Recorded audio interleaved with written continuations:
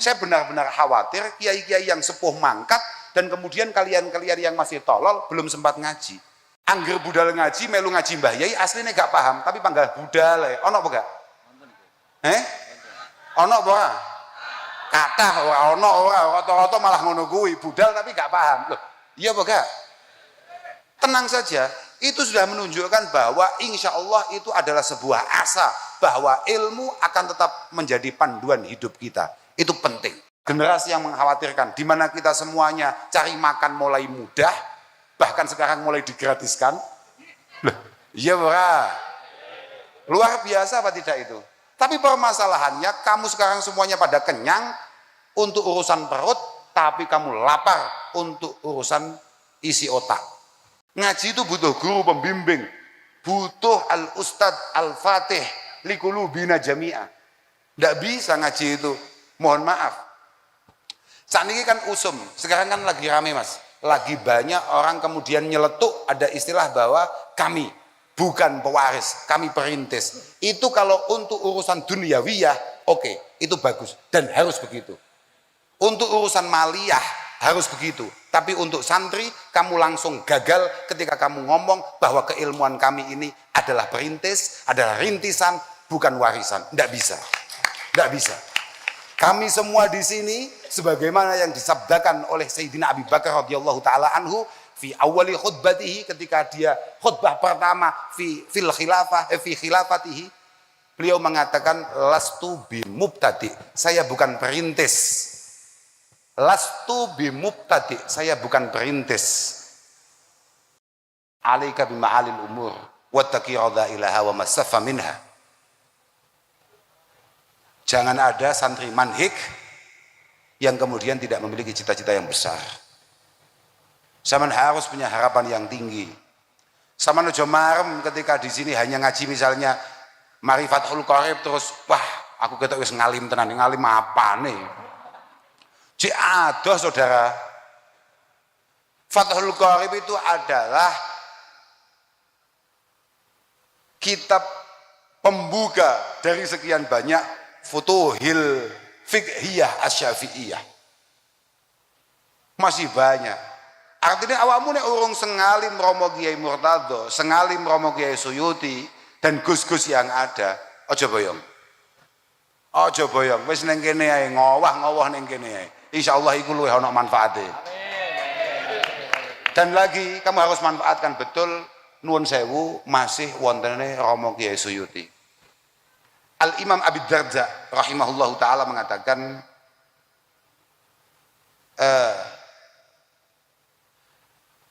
malakum ara ulama'akum yamutun wa juhalakum la yata'allamun. Kenapa ya? Ini eranya Imam Abi Darda. Eranya Imam Abi Darda. Beliau sudah menganggap bahwa kenapa ya? Saya lihat banyak sekali tokoh-tokoh keilmuan, tokoh-tokoh kiai, tokoh-tokoh ilmu, tokoh-tokoh ulama yang wafat, sedangkan yang muda-muda belum sempat ngaji. Yang masih tolol-tolol, yang masih goblok-goblok kayak kita belum sempat ngaji, tapi yang sepuh-sepuh sudah mangkat, sudah wafat. Qad khasyitu ayyadhabal akhir qabla ayyadhabal awal qabla ayyata'allamal akhir. Saya benar-benar khawatir kiai-kiai yang sepuh mangkat dan kemudian kalian-kalian yang masih tolol belum sempat ngaji. Lau annal alim talabal ilma lasdada ilma. Kalau yang alim-alim, santri-santri senior terus mau matlaah, gus-gus, kiai-kiai masih terus matlaah, maka keilmuan akan semakin meningkat dan itu positif sekali untuk masyarakat sekitar. Walau annal jahil talabal ilm lawujidal ilmu qaima. Kalau yang bodoh-bodoh masih mau ngaji, sadar kalau dirinya bodoh, tapi terus budal, enek gak ning kene. Santri aslinya angger sekolah gak paham. Angger budal ngaji, melu ngaji Mbah Yai aslinya gak paham, tapi panggah budal ya. Ono apa gak? Ono apa ora? Kathah ora ono ora, rata-rata malah ngono kuwi, budal tapi gak paham. Loh, iya apa gak? Enggak paham tapi tetap berangkat. Banyak apa tidak? tenang saja, itu sudah menunjukkan bahwa insya Allah itu adalah sebuah asa bahwa ilmu akan tetap menjadi panduan hidup kita. Itu penting. Karena yang sangat mengkhawatirkan, beliau menutup dawuhnya dengan malakum aragum shibaan fit ta'am tapi jiaan fil ilmi. Ini sudah mulai generasi yang mengkhawatirkan. Kata Al-Imam Abi Darda loh ya, generasi yang mengkhawatirkan, di mana kita semuanya cari makan mulai mudah, bahkan sekarang mulai digratiskan. Iya bra, luar biasa apa tidak itu? Tapi permasalahannya kamu sekarang semuanya pada kenyang untuk urusan perut, tapi kamu lapar untuk urusan isi otak. Wetengmu tambah gede, utekmu tambah ciut. Kira-kira ngono kira-kira. Iku wis paling halus sing iso Kak Murati. Aku wong Jawa Timur, Bro. Aku gak iso luwih halus maneh gak iso. Iku wis paling halus sih. Wetenge tambah, uteke tambah, niku dawuhe dawuhe Al-Imam Abi Darda. Nek sampean protes nggih, makome wonten nggih. Nah, kula mek cerita tok, saya hanya membacakan apa yang saya baca. Ya memang seperti itu. Makanya manteplah panjenengan semua para wali santri untuk tetap menaruh putra-putra panjenengan di pondok-pondok pesantren yang ada, khususnya pondok Mambaul Hikam nih, Mambaul Hikmah nih. Saestu mboten usah mamang jenengan. Jangan ragu, anak-anak nanti jadi apa? Kita yang nggak jelas sekolahnya saja, bupati Cedhak Awak Dhewe bahagia. Loh, saestu, ya untuk terpaksa tapi bahagia. Jangan jangan mikir bahwa waduh masa depannya bagaimana anak-anak ini nanti. Kalau tetap mondok besok makan apa? Mohon maaf para wali santri. Kami semua para santri sekarang sudah tidak makan apa. Tapi kelasnya sudah makan siapa ini?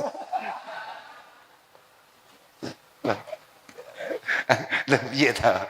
Makanya Gus, bahasaku gak iso lemu. Untalannya wong ya kayak gitu. Alhamdulillah. Mboten. Artinya jangan pernah ragu.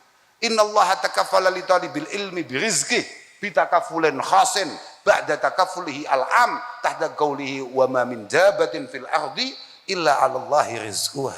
Seorang santri memang benar-benar dijamin masalah rezeki oleh Allah Subhanahu wa taala. Saestu, Masya Allah, Gus Basar niki santri Lirboyo, alumni Lirboyo, biyen ning pondok ya gak patek ngaji. Mek nyopir, ya Gus, Loh, iya Pak. Nyopir gak jelas ngono. Mbasan tekan omah sing kapusan nggih kata. Kok sing kapusan, umate nggih kata sampai keliru wae, sampai salah ngomongku, Loh. Barokah Pak, tenang ae. Kenapa? Karena kita tidak pernah tahu dari mana tumbuhnya barokah itu. Kita tidak pernah tahu, Pak. Tapi yang pasti barokah tidak akan datang ke benak siapapun yang dalam prosesnya tidak memiliki ketulusan. Itu pasti itu. Makanya santri-santri sing mantep sampean. Coba mantep sampean wis lah. Allah Subhanahu wa taala insyaallah pasti akan mengangkat derajat sampean kabeh. Wong ning akhirat awakmu diangkat, masuk ning donya ora diangkat. Pasti. Mantep saja, sudahlah. Dan ilmu ini harus kita pertahankan bersama. Para wali santri bertanggung jawab betul untuk memastikan bahwa para masyayikh kita memiliki regenerasi yang mantap, yang kuat, yang kokoh di masa-masa yang akan datang. Jenengan ojo terus tergesa-gesa. Jenengan jangan kemudian merasa bahwa ini semuanya sia-sia. Wah, tidak bisa. Saestu, apa mana jenengan merasa ngaji itu bisa kita lakukan di mana saja. Ilmu, peningkatan kualitas bisa panjenengan lakukan di mana saja. Tapi ngaji itu butuh sanad, Pak. Ngaji itu butuh guru pembimbing, butuh al-ustad al-fatih likulubina jami'ah. Tidak bisa ngaji itu, mohon maaf. Saat ini kan usum, sekarang kan lagi rame Mas. Lagi banyak orang kemudian nyeletuk, ada istilah bahwa kami bukan pewaris, kami perintis. Itu kalau untuk urusan duniawiyah, oke, itu bagus dan harus begitu.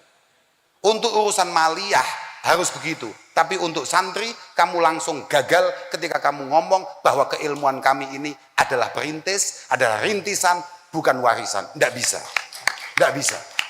Kami semua di sini, sebagaimana yang disabdakan oleh Sayyidina Abi Bakar radhiyallahu taala anhu, fi awali khutbatihi, ketika dia khutbah pertama fi khilafatihi, Beliau mengatakan lastu bimubtadi, saya bukan perintis.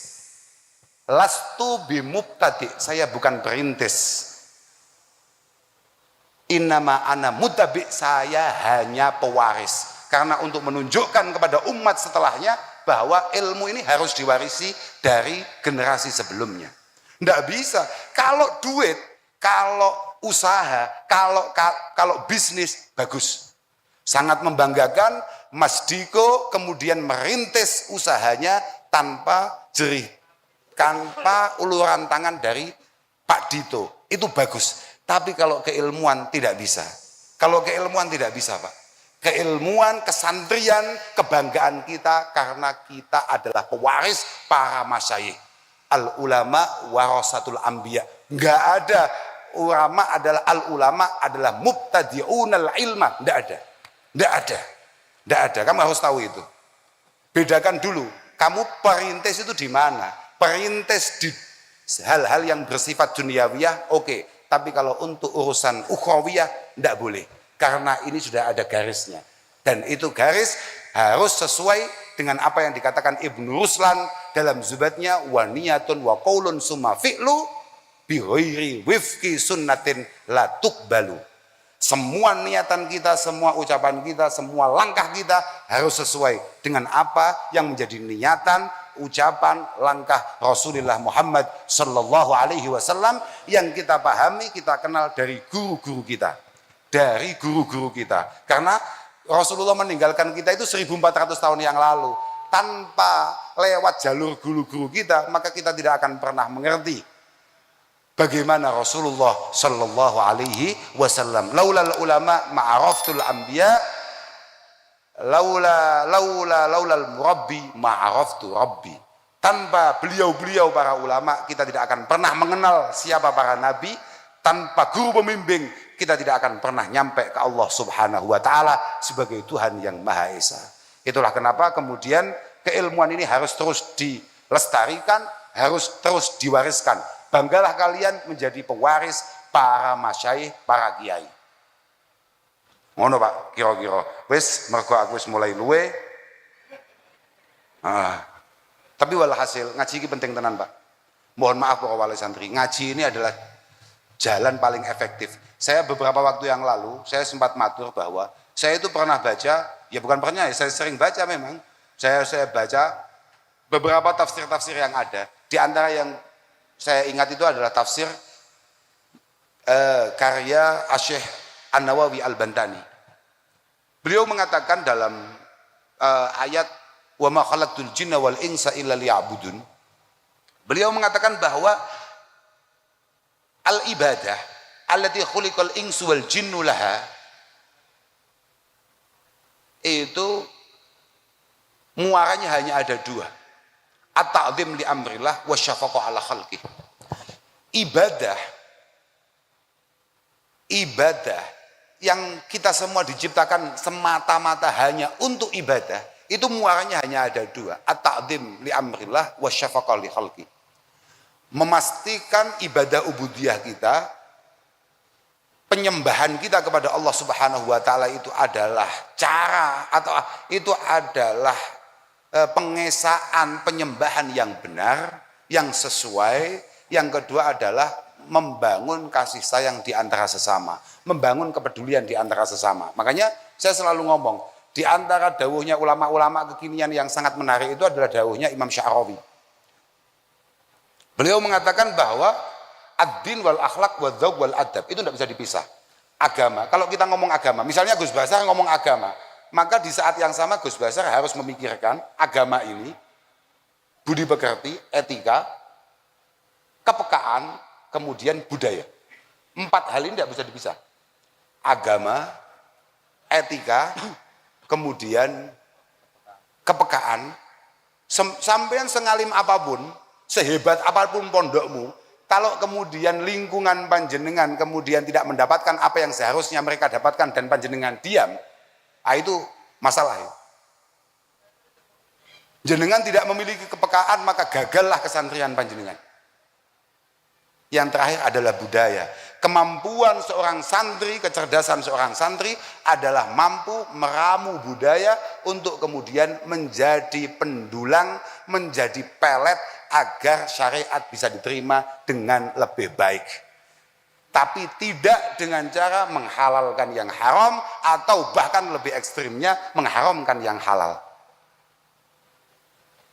Kemampuan meramu itu sudah dicontohkan dengan sangat baik, kalau boleh dikatakan sempurna, oleh para pendahulu kita, yang kita tinggal tirukan begitu saja.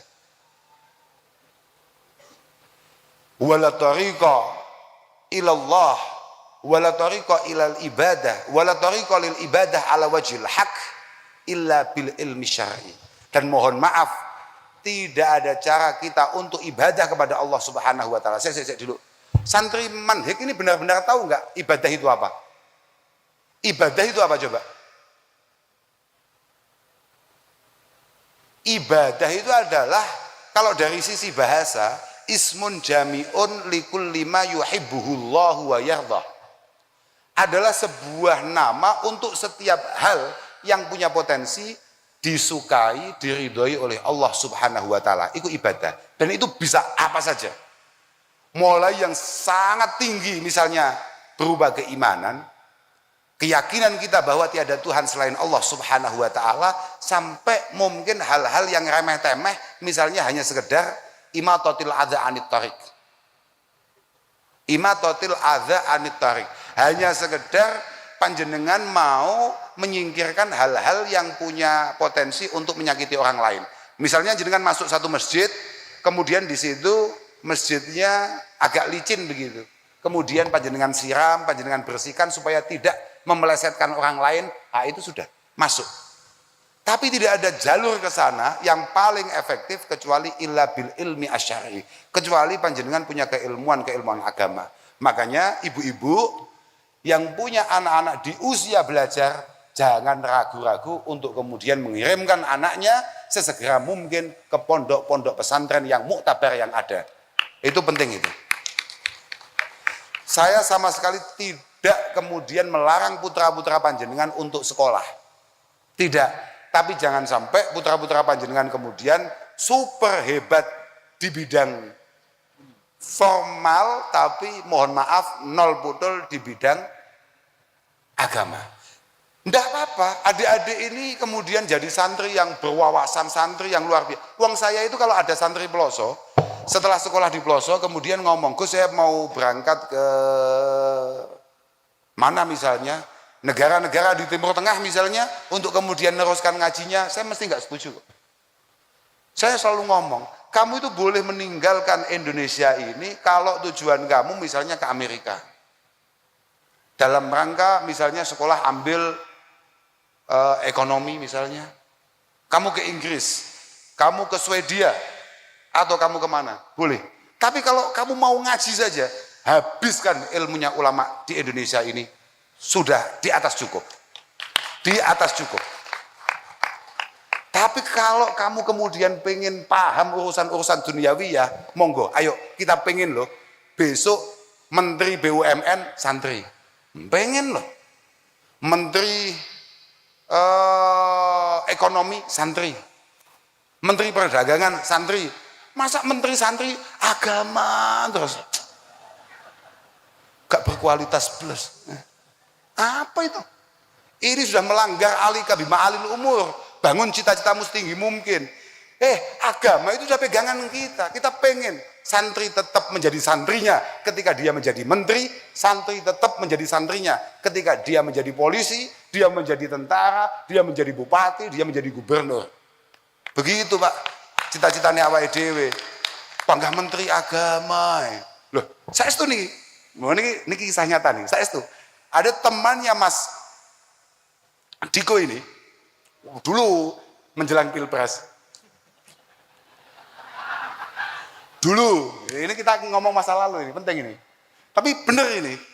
Walhasil pokoknya kemudian menjanjikan, sudahlah Gus, pokoknya pondok-pondok mohon diusahakan untuk dukung kita. Kalau dukung kita nanti, sudahlah, Kementerian Agama, apa kata pondok-pondok itu? Siapapun orangnya, pokok dipilih oleh pondok-pondok itu, kita berikan. Loh ingat saya itu, apa jawaban saya? Ndak pengen saya. Menteri Agama terserah, mau agama saja, apa saja nggak apa-apa. Cita-cita kita ini, kalau jenengan tadi ngomong, sudah Gus, ayo dukung. Nanti Menteri Perdagangan, Menteri Ekonomi, itu adalah santri yang tentukan. Wong ngono aku ya semangat Pak. Iyalah.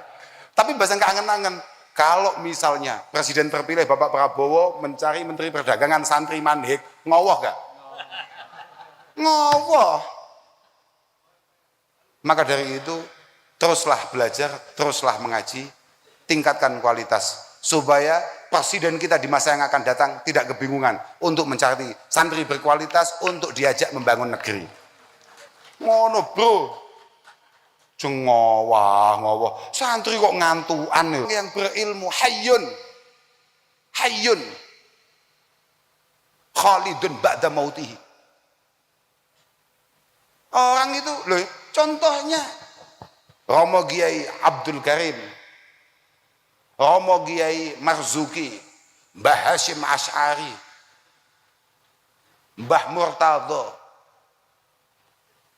masyayikh kita semuanya, bahkan ulama-ulama terdahulu kita, Imam Syafi'i lah, semuanya kita kenal, semuanya kita ngerti.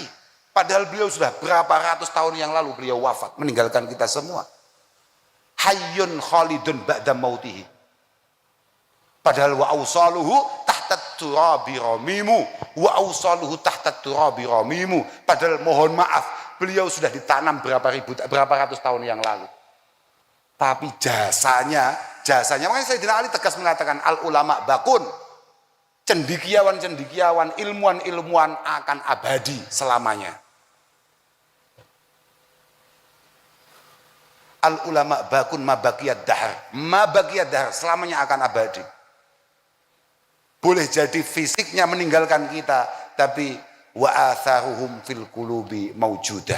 Tapi tinggalannya, karyanya masih ada di depan kita sampai hari ini. Nah itu, makanya kenapa saya tadi ngomong, kamu nggak boleh bodoh. Mergo lek bodoh ya jenazah kuwi, jenazah. Ojo nesu kowe.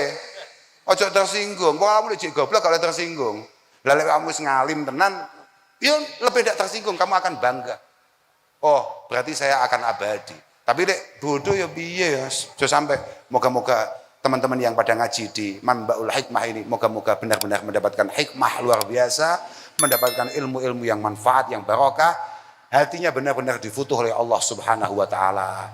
Kula kinten cekap niku saged kula aturaken, mugi-mugi Romo Kiai Murtadho estu-estu keberkahane dateng kita sedaya, dan moga-moga keluarga niki saged rukun, saged kompak untuk kemudian sama-sama meneruskan mewarisi apa yang sudah dibangun secara luar biasa oleh Romo Kiai Murtadho dan diteruskan oleh Romo Yesuyuti dan keluarga. Mugi-mugi Allah tansah paring pitulung, mugi-mugi Allah tansah paring ya Allah kegampilan datang khidmah kula panjenengan sedaya. Ngapunten datang sedaya mawon khususnya para wali santri, ngapunten saestu. Kalau ada yang salah dari omongan saya, mohon yang disalahkan Gus Basar. Lah karena dia yang ngundang, kalau ada yang benar itu murni masalah saya. Oke, ketenang. Saya ini benar-benar melanggar hukum. Karena dalam karir saya belum pernah saya kalau sudah masuk Sya'ban, saya kemudian meninggalkan Al-Falah Ploso. Belum pernah saya. Baru kali ini saya keluar kota hanya untuk saudara Basar. Lah saestu, pegel aku. Lah masa aku bal-balan bareng lo diluruk, Mas. Saya ini masih main bola, tahu-tahu beliaunya hadir. Ngejak gelut tenan wong iki. Ono wong ngundang-undang kok model ini. Tapi ternyata setelah saya hadir di sini, saya benar-benar ikut bangga dan estu qultu hadza wala fahar kula matur, saya ikut mendukung betul keberlangsungan pondok pesantren Manbaul Hikmah menika. Mugi-mugi Allah ngijabahi sedaya panyuwunan kita sedaya. Terakhir kula nderek ndongaken Mas Diko, mugi-mugi Allah memberikan penataan terbaik untuk panjenengan di masa-masa yang akan datang. Semua karya panjenengan, hasil pengabdian panjenengan di wilayah Kendal ini moga-moga menjadi sebuah karya yang diterima oleh Allah Subhanahu wa taala, penuh kemaslahatan, penuh kemanfaatan bagi masyarakat Kendal. Sedikit yang bisa panjenengan berikan untuk Kabupaten Kendal, moga-moga adalah sesuatu yang besar, luar biasa tanpa hitungan di sisi Allah Subhanahu wa taala. Ngapunten sedaya mawon akhiran wal afu minkum. Wassalamualaikum warahmatullahi wabarakatuh.